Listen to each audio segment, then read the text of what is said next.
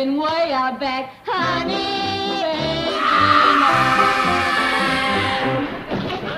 baby. Well, you two look kind of happy. You betcha we are. Granny and me's moving everything into the cabin down by the cement pond. We've been in this mansion pretty near 2 years. Now we want to live the good life again. Leastways for a spell.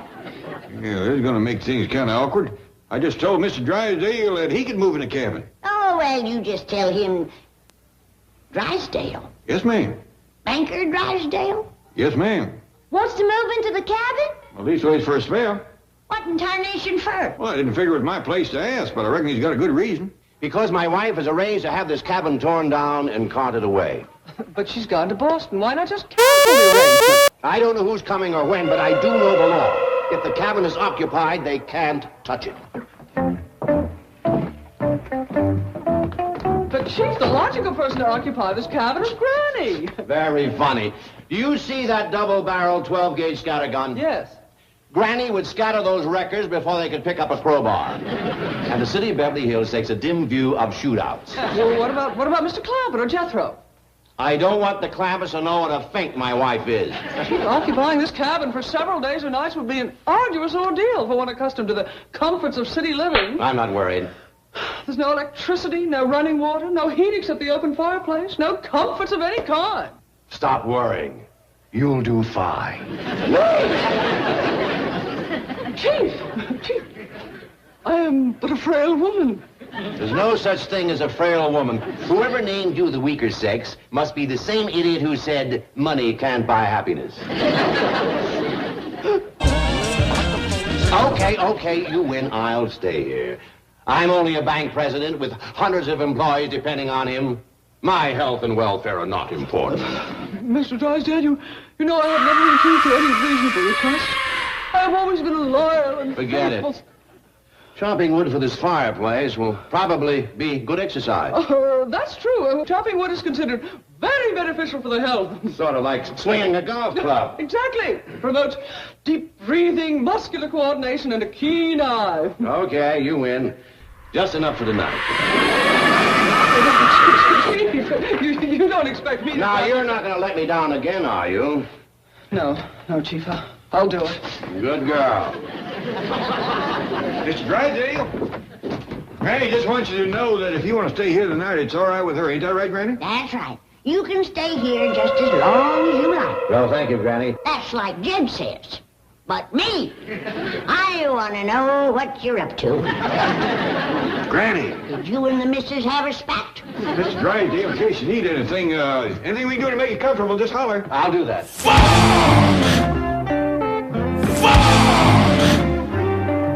Jethro, dear boy, you have come to my rescue as a knight of old. And now the right is yours to claim a reward. Oh, shucks, I couldn't take no money from you, Miss Jane. Money was not what I had in mind. I was offering you Right out here in the open where everybody can see us? You have a point there. Here are the keys to Mr. Drysdale's limousine. It is parked in his driveway, and he will not be using it again today. Does this suggest a way in which you might claim your reward? It sure does. I like driving even better than kissing.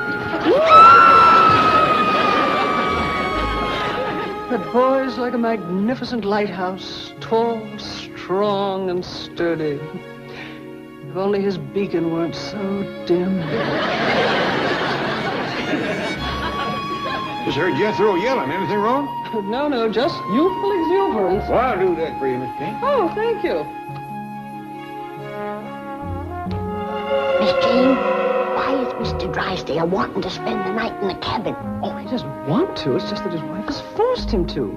See, she made arrangements for this home record. She shouldn't have said that. Mr. Drysdale will be furious. We'll help him fight. No, please, Granny. He doesn't want you to get involved. Don't tell him I said anything. But my shotgun's in the cabin there. Granny, please. Mr. Drysdale knows the law. He knows how to handle the situation. So do I, with buckshot. I promise you he won't do anything.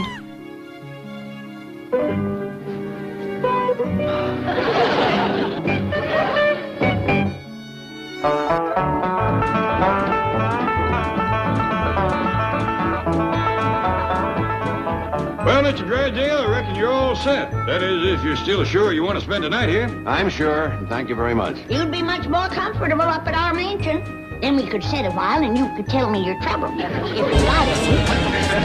And I kind of think you have. What do you mean? Nothing. I ain't heard nothing. That varmint shows up tonight and use my shotgun on him. What varmint? Randy, are you pestering Mr. Drysdale with them questions again? No. I was just telling him that my shotgun is handy in case that rascal shows up tonight and wants to steal a chicken. Oh, speaking of these chickens, are they going to be here all night?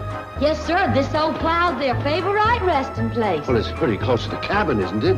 Yes, sir. That makes it real handy. If they get scared during the night, goes to squawking and yelling, you can just come out on the porch and talk to them. Call them by their name. Well, he may. I kind of think Mr. Drysdale would like us to move the chickens. Yes, I would. Oh, it won't do no good to move them. They'll come right back to this old plow. Well, then we'll move the plow. You run and fetch Jethro to help us. Yes, sir, Pa. But, Professor, I've been offered $500 for the story of the Drysdales and the Clampetts. I know, Jenny, What a sensation it'll cause. Beverly Hills banker holds servants in virtual bondage. Entire family forced to live in tiny shack on his palatial estate. Jenny, listen to me. Writing this story for a term paper in sociology is one thing, but writing it for publication is quite another. You can be sued. For telling the truth? Professor, you were with me in Drysdale's office when he admitted he put that shack there for the Clampetts. He admitted he paid them no salary. He can deny it now. And if the Clampetts don't back up your story, he can sue for libel. They'll back me up. Why, if it weren't for me, they'd still be in that cabin eating dandelion greens and working for nothing. It was I who got them to shake off their bonds and move into the Drysdale mansion here. Jenny, I was with you here, remember? Oh, I'm sorry, Professor. I get carried away when I remember how arrogant Drysdale was about it, defying us to do anything. Well, you did something. You got the Clampetts a new and better way of life. And you also got an A in sociology. Now, maybe you should leave well enough alone and forget about selling that story. Well, maybe you're right. But as long as we're here, I would like to see how they're enjoying their freedom. Yes? Oh, it's the young sociology major. And this is Professor Graham. Of course, we met in Mr. Drysdale's office. Come in. No, thank you. Good to see you again. Oh, incidentally, the chief was furious after your visit the other day. Meddlers, he called you. Troublemakers. Dinglings. He was livid. But that's terrible. Well, you must realize that Mr. Drysdale has been barraged with complaints about the Clampetts for 2 years now. He's battled his neighbors, City Hall, even his own family to keep them as they are. You mean as they were? Their whole way of life has changed now. Not that I've noticed. What? Where are they? Oh, right now they're around back in the little cabin Mr. Drysdale put up for them. Again? The despot has extinguished the flame of freedom, stifled the cry of liberty. We must rouse the peasants to revolt. Come on, Professor, let's storm the Bastille. To heart! The chief was right. They are a couple of dinglings. Pa, Miss Jane says Jethro run off and... Well, he's gone. Well, I reckon we can move this plow without him. Now, I insist that you let me help. I'm sorry. Mr. Drysdale, I do believe we can do better ourselves. I guess I'm not too handy at this sort of thing, and I do have to speak to Miss Hathaway before she leaves. I'll be right back. All right, Ellie Mae, you take one handle. Granny, you take the other. Now pull.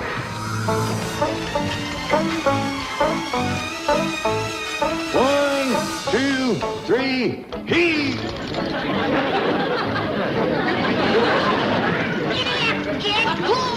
Come on, Pa, heave! Drysdale has them working like serfs again. It's worse than ever. Stop! Oh, it's the little girl that spouts all the big words. And the sociable professor. You shouldn't be struggling with this plow. Well, it's hooked on the road. And we want to get it moving before Mr. Drysdale gets back. Come on, give us a hand. No, wait a minute. Listen to me. Is Mr. Drysdale paying you to do this? No, ma'am. Of course not. Well, we couldn't take money from Mr. Drysdale. You hear that, Professor? The moment we left, he subjugated them again. Where's Jethro? He ran off. Well, I didn't want to say nothing in front of Mr. Drysdale because Jethro run off in his limousine. Oh, Jethro hadn't ought to done that. He's gonna get a whooping when he comes back. No, he won't. I say he will. Granny, what Jethro did was good. It was an act of defiance. You should all try to be like Jethro. Young lady, I don't hold with that kind of talk, especially in front of Ellie Mae here. What Jethro done was wrong. No, it was right. Now, Ginny. You keep up that kind of talk and you'll get a whooping yourself. I'm not afraid of the tyrant. I defy him. Down with the oppressor. Cast off the shackles of serfdom. Rise up against the villain. Ginny, here he comes. And we ain't moved this plow 1 inch. Come on!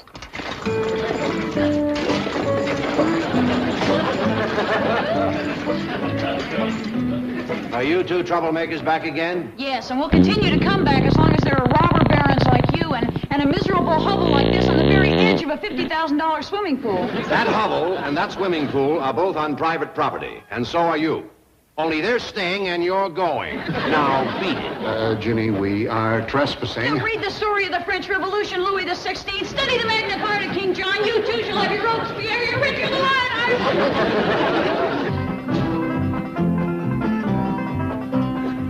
Hot diggity dog. You sure are more fun to drive than that old truck. Jethro, noble Spartacus, I hail you. Well, I hail you, too. I've come back to lead your people in revolt. No, ma'am. I come back to eat. Fetch Mr. Drysdale's limousine. Sure is a doozy, huh? Wish I could take Granny, Ellie Mae, and Uncle Jed for a ride in it. You can, you shall, you must. Now, Ginny. Drive it around to the very door of that little cabin and speed your family away to liberté, égalité, and fraternité. Sure do my best, but I have trouble finding Anaheim, Azusa, and Cucamonga. Wait a minute, Jethro. No, don't wait. Strike now. Away, Spartacus. Fire up the torch of freedom. Yes, ma'am.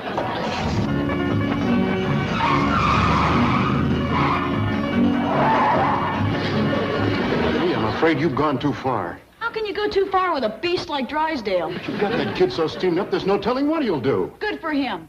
Come on, let's drive around back and see what happens. Are you kidding? I'm getting you out of here.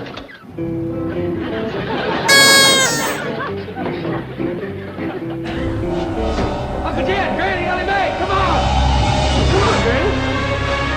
What incarnation are you up to? Come in, I'm gonna fire up the torch of freedom. First, I want to fire up the seat of your pants.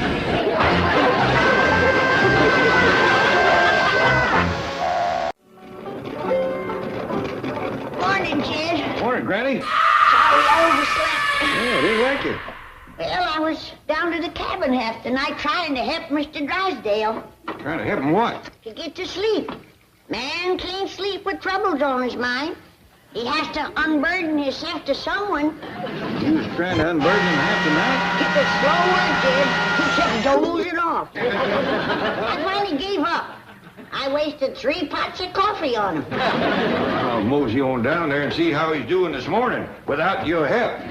Kid, try and get him to tell you about the home wrecker that's come between him and his missus. That's what the poor man needs to unburden himself of. Granny, I figure if Mr. Drysdale wants me to know about the home wrecker, he'll tell me without my asking. Not if he's as sleepy as he was last night.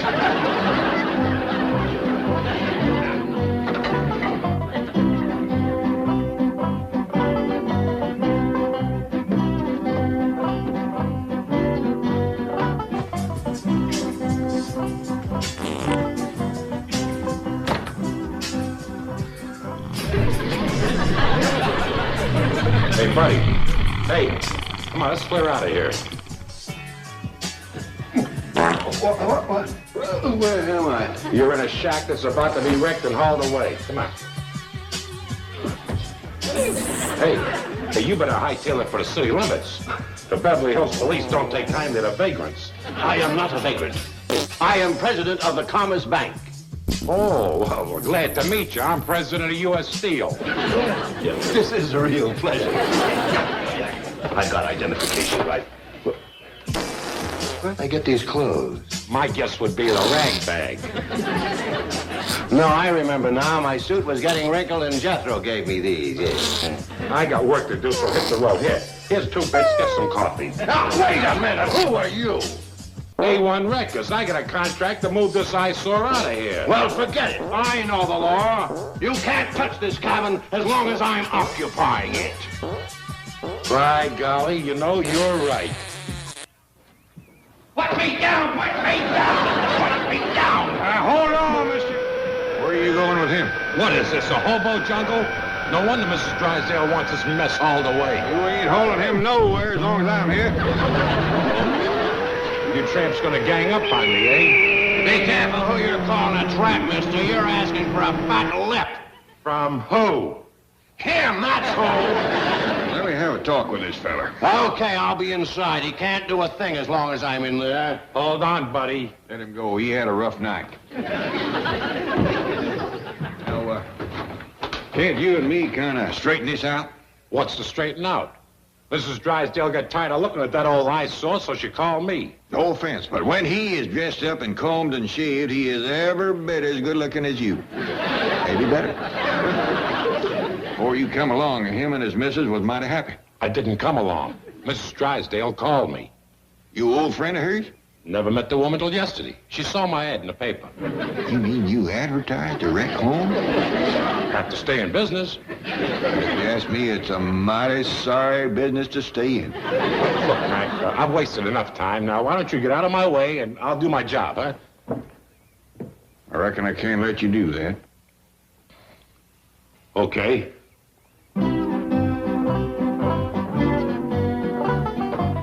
I'll be back. With my partner. Who was that, Jed? That's the fellow that's come betwixt Mr. and Mrs. Drysdale. Big, ain't he? And bold.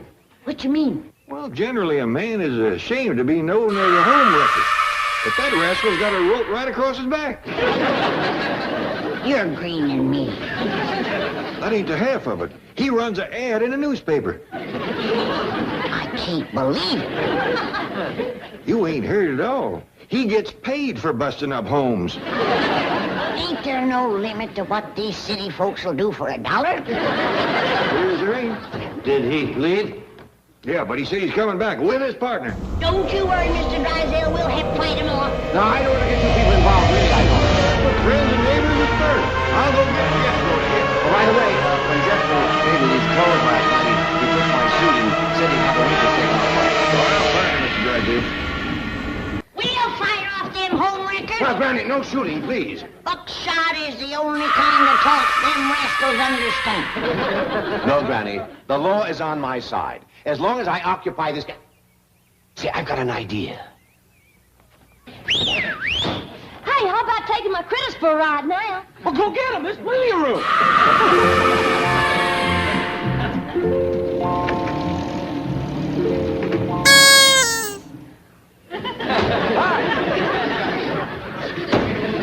I told you there was Jethro who passed us doing 60. Shucks, this guy will do better than that. Jethro, where'd you get those clothes? Oh, these are Mr. Drysdale's. Kind of little on me. That'll stretch the wrinkles out. Where is Mr. Drysdale? Oh, he's staying in the cabin now. Living there? Oh, he got towed out of his house. I was afraid something like this might happen. Gee, Professor, I never dreamed they'd go that far. I just hope they haven't gone any further. Come on.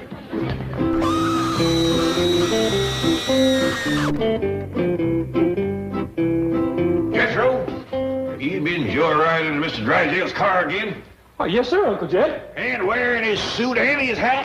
Oh, look what you made me do. Granny's gonna whoop me. You'll have to stand in line to do it. Now get in there and get them clothes off.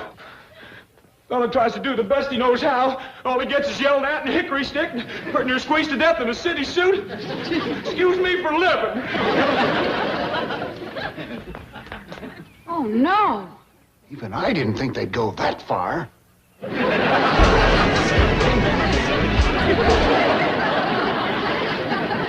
do you suppose happened?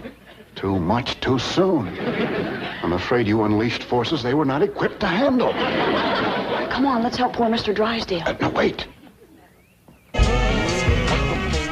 What's going on here? Unfasten that chain. Turn him loose. All I'm going to turn loose is about a pound of buckshot. There's half a pound. Where'd you like the other half? Never mind. Forget it.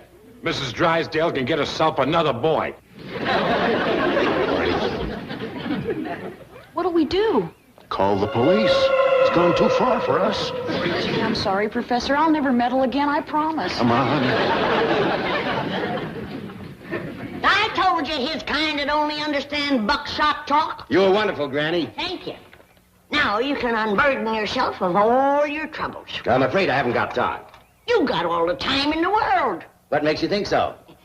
Ain't no key to that padlock. Been lost for 40 years. Now then, tell me, when was it your wife first took up with that rascal?